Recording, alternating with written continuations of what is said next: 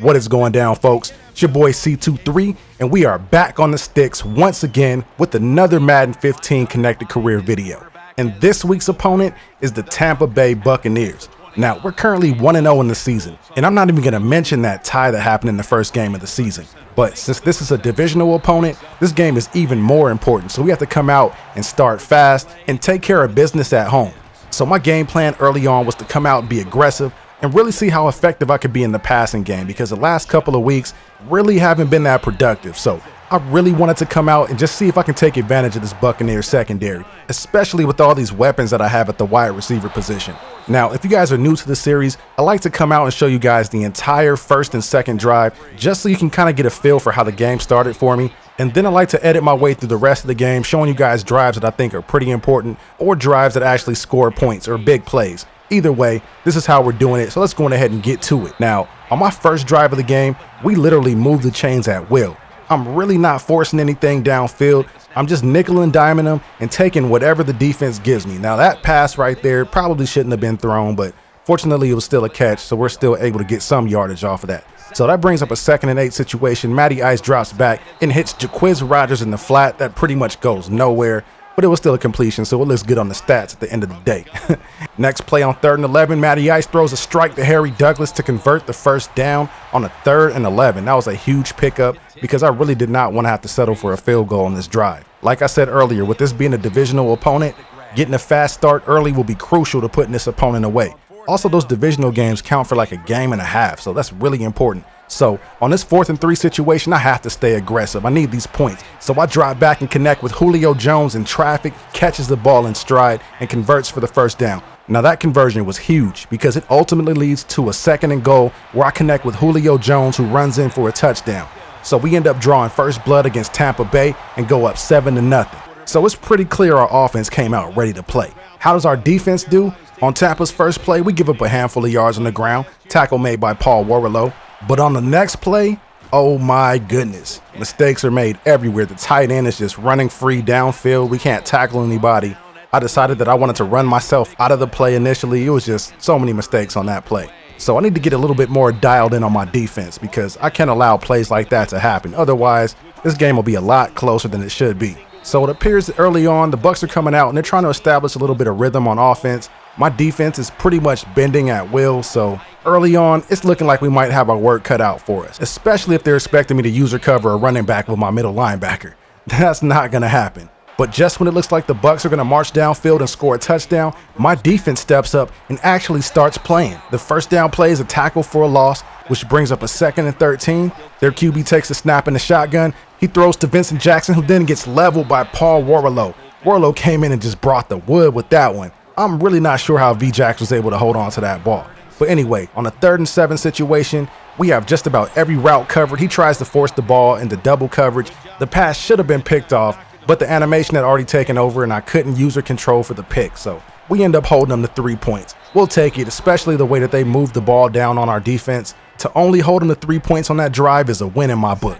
So on my next possession, I throw an absolute dart to Roddy White, who catches it in stride, beats the bump and run coverage, and he's off to the races, and then dives in for the touchdown. Got to pose for him, got to style on him a little bit, Roddy White, you already know.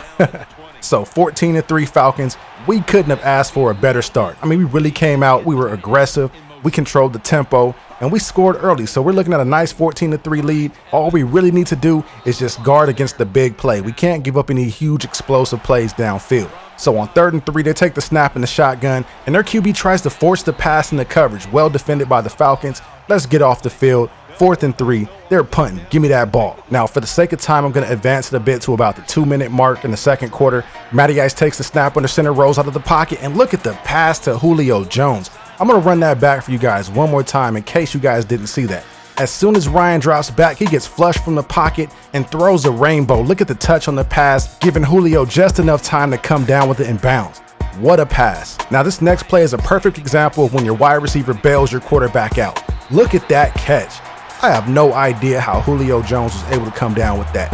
I just gave Ryan props. Now let me give Julio some props by actually taking that out of the hands of Golston, catching the ball up against his helmet and fighting his way all the way to the end zone.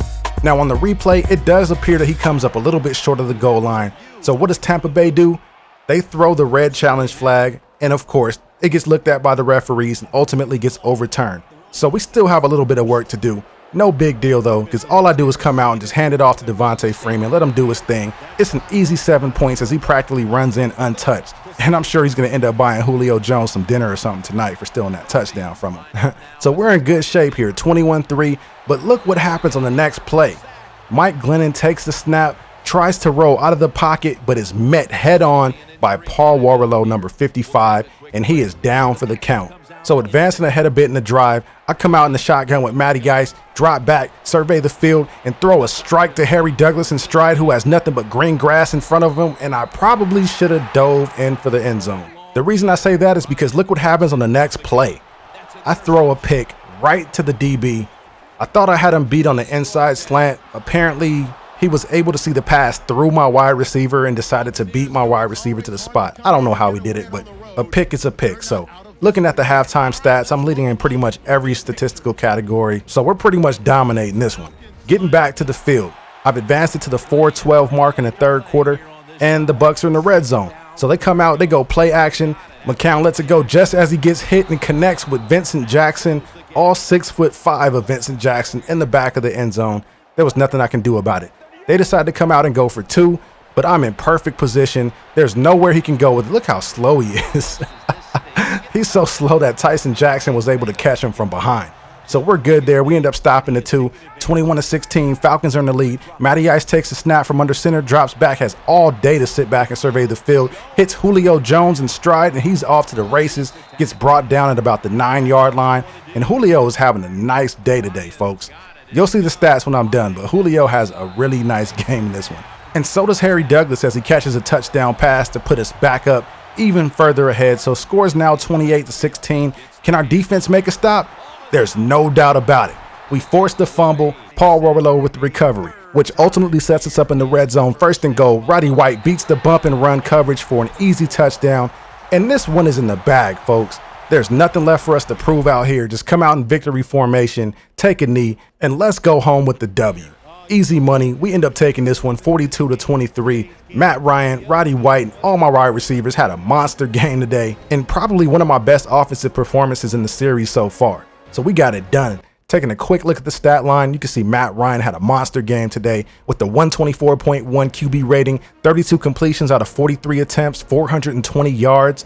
I mean, that's just ridiculous. 5 touchdowns. Look at Roddy White on the day, 183 yards receiving.